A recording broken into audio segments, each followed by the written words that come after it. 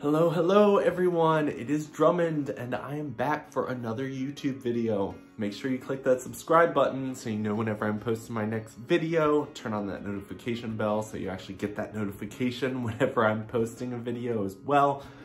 So today's video, I want to talk about algorithms. So yesterday's video, I talked a little bit about how content creators really don't have control over when social platforms change whatever they choose to when it comes to algorithms or how their platforms operate. And I kind of wanted to talk about why algorithms are important.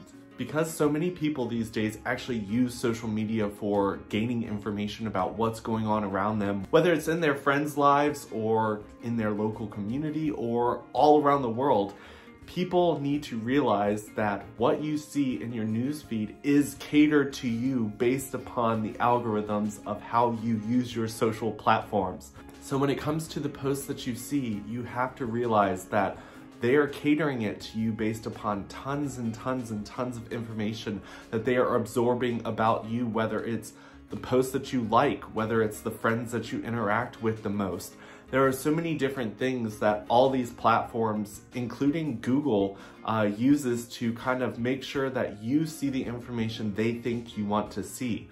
So when it comes to sharing things on social media, when it comes to helping content creators out, there's a couple things you need to realize when it comes to helping certain people kind of grow as content creators. I know here in the United States last year in 2020, a huge thing that was focused on was the election that was going on between Joe Biden and Donald Trump. And I was constantly talking to people, trying to help them understand the importance of algorithms, and when it came to sharing certain things on their social platforms, that they were either helping or hurting their own cause. So when it comes to sharing content, a lot of people were kind of sharing the outlandish, crazy things that Donald Trump was posting, not knowing that they were really literally just boosting his platform.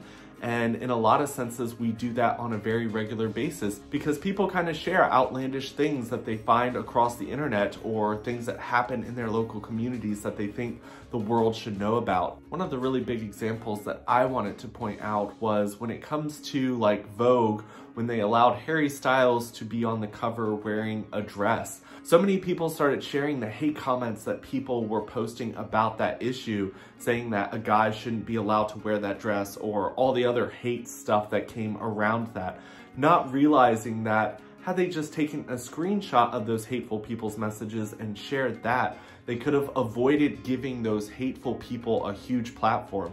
Because when you raise people up with hateful messages, you're not just putting them in eyeshot of those that might criticize them for being so hateful, you're also putting them up there for other people that agree with their hateful comments to find them as well. A lot of these people are actually growing their platforms and are actually making money off of being hateful on the internet. So when it comes to sharing things online, you have to be a little bit more aware of what you are doing. So when it comes to content creators, when it comes to my YouTube videos or Instagram posts, there are actually things that the algorithms pick up on. Whether or not you click that little save flag underneath an Instagram post or the little paper airplane button to share it with other people, or double tap for that heart underneath of the picture or commenting under those pictures, all of that kind of impacts the way that algorithms work.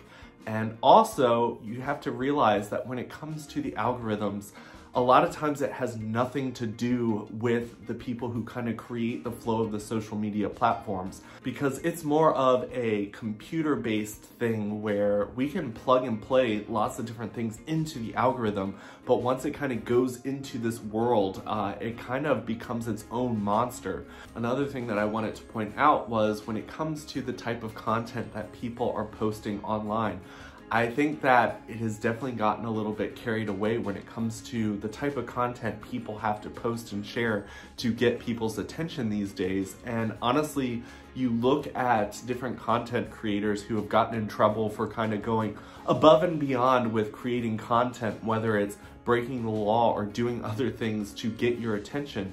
But at the end of the day, when they're actually posting things that are actually like, hey, this is my chill day, or hey, this is me doing this thing that's not breaking the law, a lot of people don't share it, people don't comment on it, and people don't like engage with that content.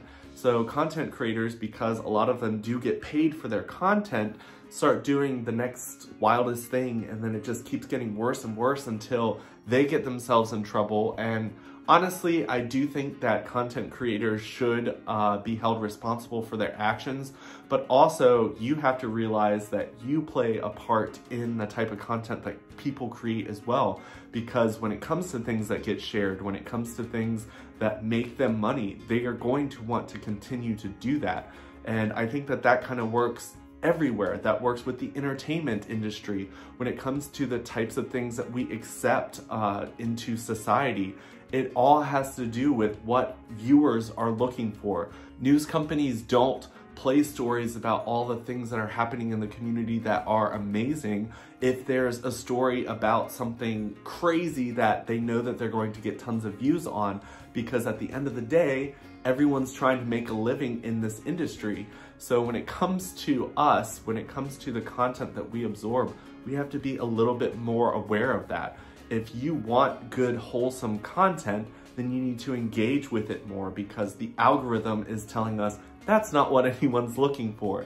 The algorithm is saying that we want wild, crazy, intense, sexualized content, because that's what everyone seems to share, that's what everyone seems to like. And I also think it's very interesting to kind of look at the content that people absorb when it comes to the adult film industry, because a lot of times we shame people who are in that industry, yet that content is the stuff that everyone kind of eats up, and the numbers show that everyone's watching it, but a lot of people talk about how disgusting that type of content is while they're watching it privately at their home.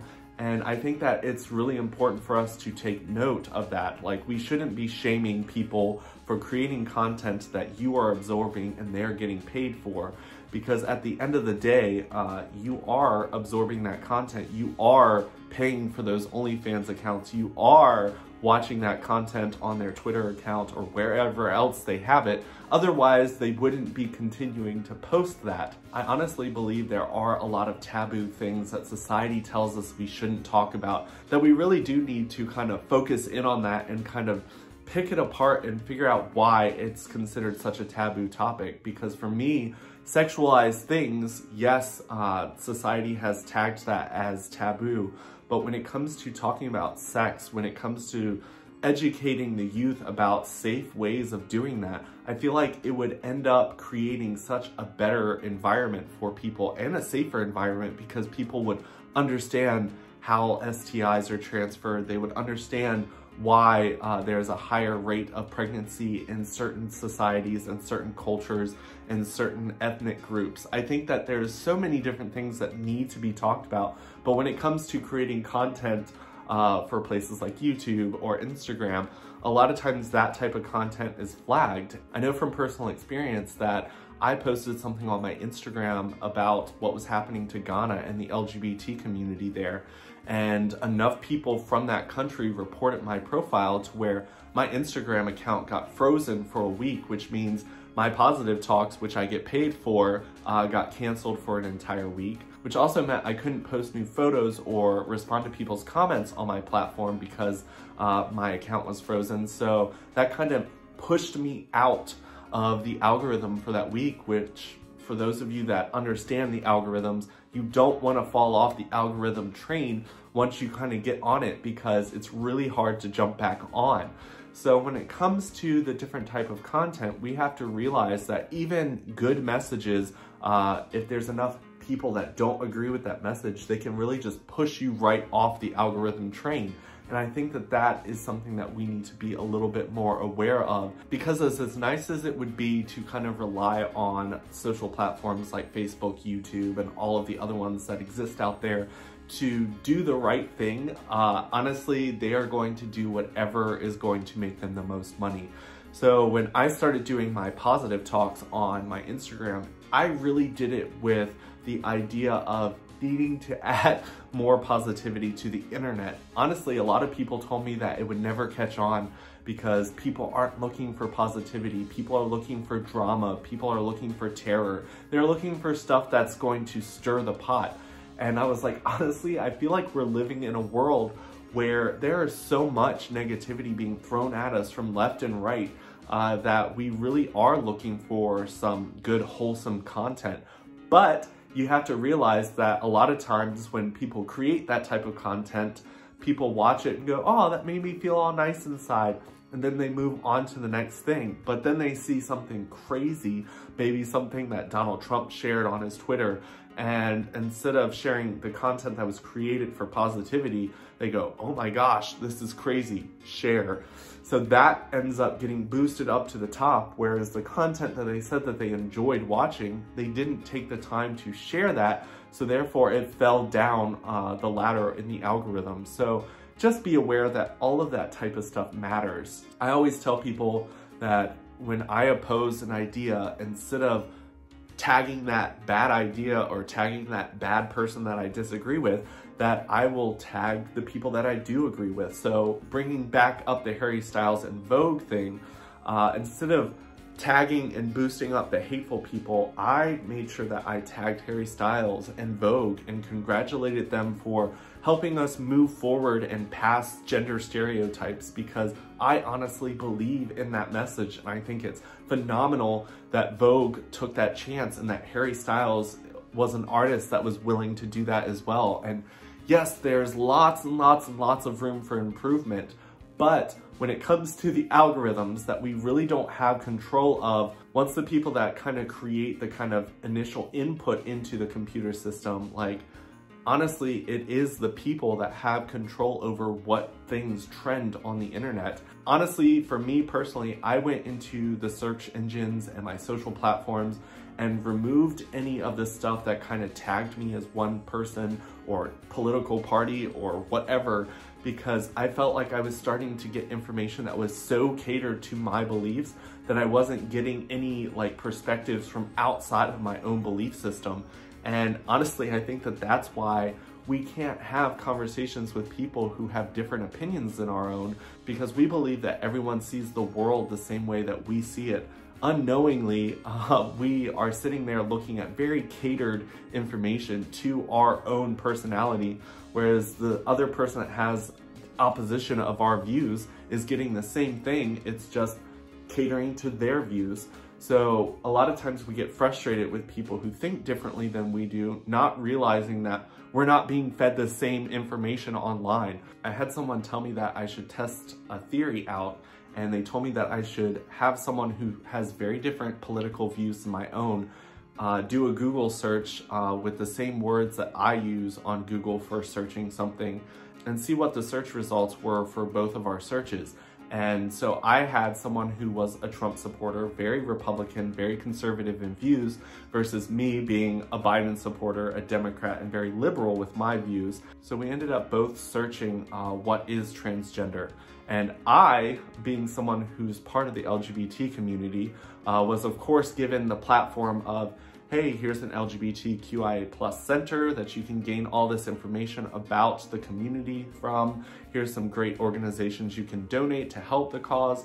Whereas the person on this side, who was more conservative and a Republican, when they searched it, they got articles about how trans people are trying to invade the restrooms and trying to molest little children. And that was the type of content they found. Of course, if you scrolled further down, they ended up finding one of the LGBTQIA+ centers that they could have gained that information from.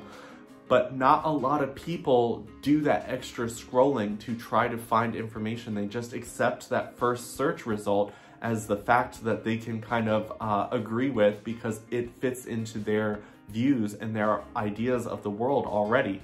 So we have to realize that algorithms really do kind of impact the way that we navigate through our world now, since everything's so connected to the World Wide Web. So for those of you that are out there that aren't content creators, that don't really have to play the algorithm game to make an income, be aware that every action that you take online, every post that you like and share, it does have an impact on the way that information is relayed to other people across the world. So if there's something that you think is really important, make sure that you're sharing it from the correct source and giving the attention to the person you believe actually deserves that type of attention, because we have to stop giving hateful people platforms just by sharing their content that they've put all over the internet and wrapped it with their hate message. It's so important that we find ways to spread a positive message and take back the internet from the algorithms, because at the end of the day, like I said, we can only put stuff in to the algorithms and just let it play its game. So if we continue to put in positivity and are more aware of the content that we are sharing and liking, having an impact on how the algorithms work, we can probably make a positive change when it comes to what is being put out into the world. But that is all that I have for this video. I'll step off my little soapbox and I will talk to you all tomorrow. Just make sure that you follow my other social medias down there. I'll leave the link down in the bottom. And as always, feel free to leave as many comments as you'd like. I love hearing from all of you, and I will talk to you soon. Bye.